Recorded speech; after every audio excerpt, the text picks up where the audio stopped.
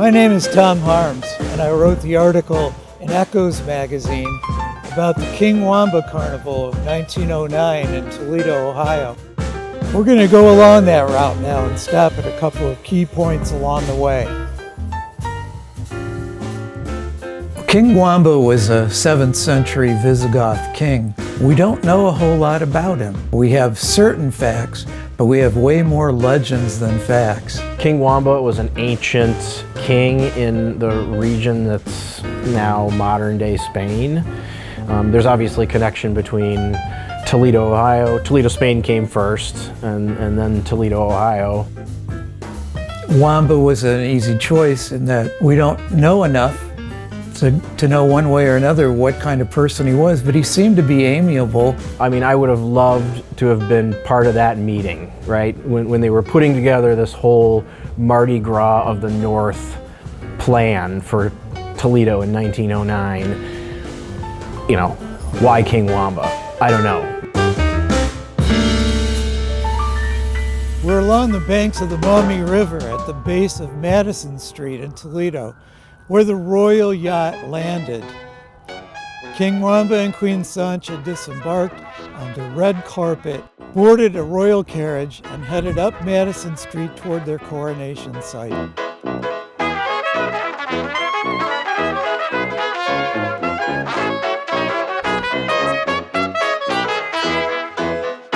In 1909, Toledo was a pretty big city. You had Detroit, you had Cleveland, you had other cities, but Toledo was equally as important and equally as big as those other cities. And I think they just thought, let's create this tourist attraction. Let's create a reason for people to come to Toledo and have a party.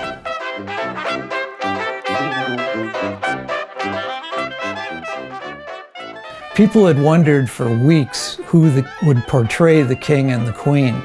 And the king, King Wamba, was portrayed by the president of a lumber company. And his queen was a 17-year-old socialite, sometimes touted as the prettiest lady in Toledo. And her father was a president of a lumber company. So somehow the lumber industry had the inside track on royalty for this particular festival. This park is the coronation site of King Wamba and Queen Sancha, now known as Toledo, Spain Plaza, where we celebrate the relationship between the sister cities of Toledo, Ohio and Toledo, Spain. The big question is, for such a huge event that was intended to become an annual event, it was one and done. And the question is, what happened? If I had to speculate, number one could have been that it was probably very expensive to put on, and one wonders what the true economic benefit to the city was. And you could also speculate that there's another component to this, in that to have something like that, you have to have people willing to organize it. Those people that were involved in planning it for almost a year decided that it was too much work for what they got out of it. It was a grand event, but it was so grand that it was grandiose.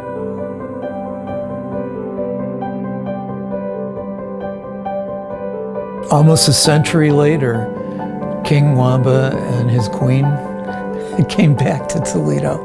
And they come back annually now at what's called the Old West End Festival. The Old West End is a historic neighborhood in Toledo, and they have had a festival for many years.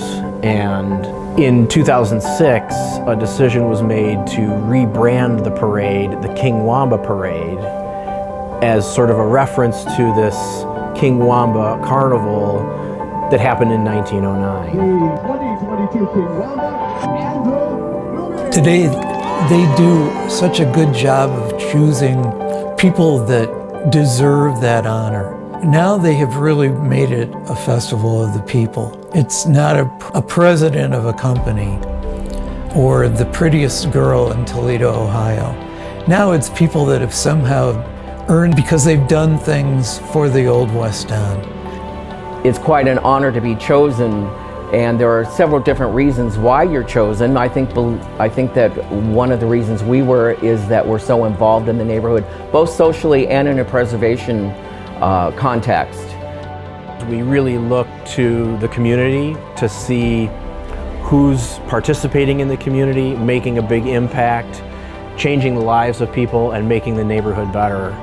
If King Wamba were alive today, he was a king of the people, and I think that he would really enjoy seeing his people enjoying themselves all through his city. He'd be with the people and he'd enjoy it.